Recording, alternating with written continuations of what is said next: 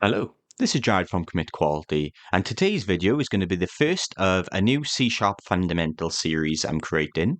In this video, we're going to go through downloading Visual Studio and creating our first application. So if you don't already have it installed, go to visualstudio.microsoft.com/downloads and download the free community edition. This is completely free for us to use and more than enough for what we need. There are also other versions of Professional Enterprise. If you did want to compare those, you can click on Compare Editions in your own time and have a look if you think you want to pay for extra benefits. But if you're here just to learn the fundamentals of C#, you're going to be completely fine with just using the community version. Once you click free download, just go through the installation process. What you'll probably end up finding is you'll have your Visual Studio installer and you'll be greeted with a screen similar to this, which is going to ask you what you want to install. I have ASP.NET and web development, and for this use case, we're going to be using .NET 6 runtime. It says long-term support. I believe .NET 8 is coming out soon, and I think .NET 6 end of support is November 12th next year, so 2024. But once again, because we're just learning the basics of C#, it doesn't matter if you're on an extra version of .NET 8 or .NET 6 or even .NET 7, because the core kind of fundamentals are going to be the same throughout. So in this, what I'm trying to say is you can select .NET 6 and you'll be completely fine to follow along, and everything you're learning will still be in date. Once you've done that, you can click Launch on Visual Studio, and you'll be greeted with this screen where it's asking you how do you want to get started. These are just different options, and you've got to continue without code. So what the continue without code would do is it just open up the Visual Studio user interface without anything actually loaded in. We don't want to clone from a repository because that's like from GitHub or Azure DevOps. We don't have any projects to open yet, and we're not going to open a local folder. So we're just going to create a new project. And if you're wondering what a project is, it's basically a collection of files that will ultimately hold your entire computer program. So let's click through, and we're going to do a console application. Console application is it's a really simple way to learn the fundamentals of a programming language. What'll happen is it's just going to output something that we ask it to into a console. So there's no kind of user interface or no other external things to deal with. It's just pure where we can learn the fundamentals of C# and we can say, make this output something. And as we kind of carry on through this video, you'll see how we're going to execute our console app. Here we can choose our project name. I've also got this selected of place solution and project in the same directory. So we talk about what a project is, and a solution is just a container that can hold multiple projects. In our case, we should only have one project, but never know, we may go into further videos and we'll end up using multiple projects. So I'm going to just name this. So I'm going to say Commit Quality Series, and I'm going to hit next. And then on this page, it's going to ask us what framework we want to use. So like I said, in this video and this series, we're going to use .NET 6, but it shouldn't matter too much as long as you're on .NET 6 or above. I'm going to uncheck do not use top level statements. This is something, if you've ever seen older videos where in the past you were required to have a kind of program class and a main method, but now we don't need that. It's all kind of built in under the hood. So I'm gonna deselect this and click create.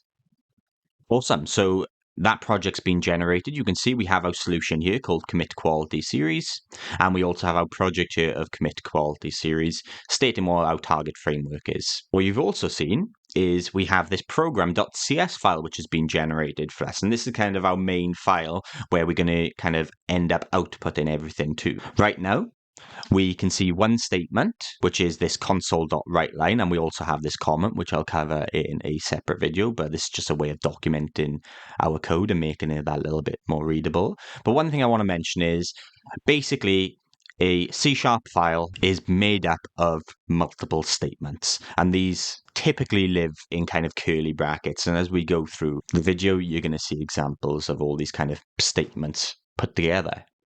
Statements will always end in a semicolon, which identifies that's the end of a given statement.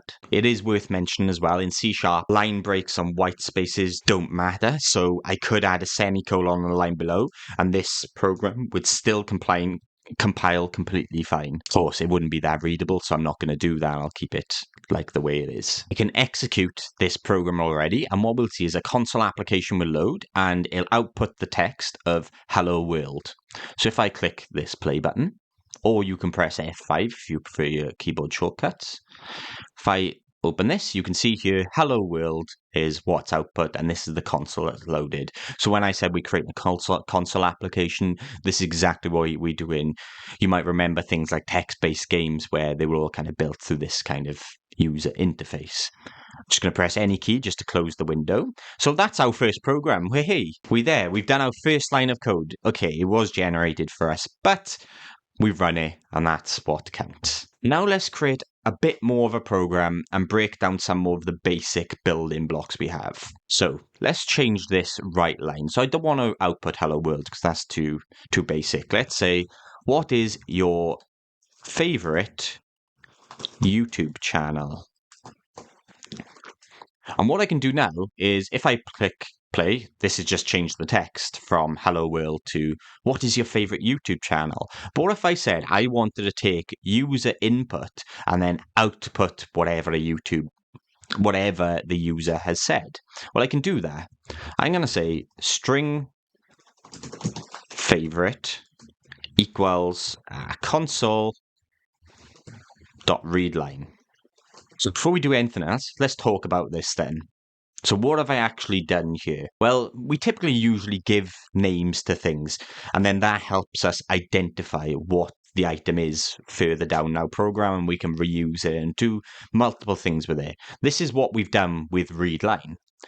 Basically, this allows us to enter text into our console application, and then we're going to capture the value that has been entered, and we gave that name a value, and we've called that favorite. You could name this whatever you want. You could name it maybe YouTube name, or favorite YouTube name probably would have been a better name for it.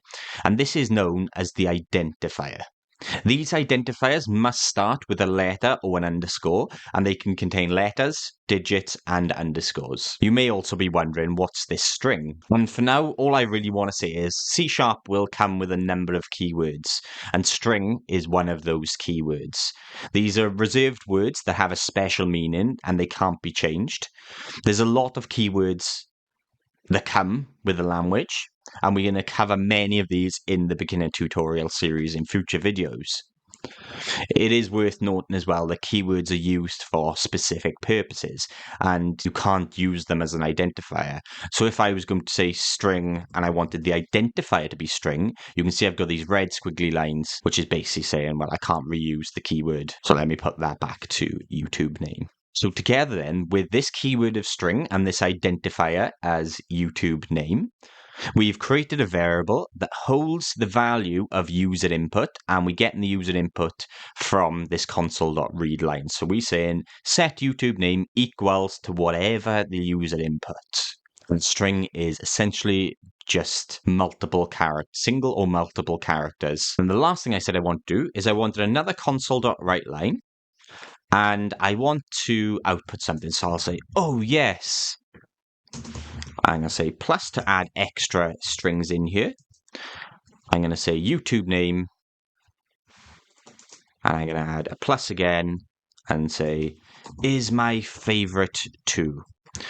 So what it's going to output is it's going to say, what is your favorite YouTube channel? You're going to input commit quality, of course. So that means then we're going to concatenate everything together, and we can say, oh yes, commit quality, because that's what I input, is my favorite too.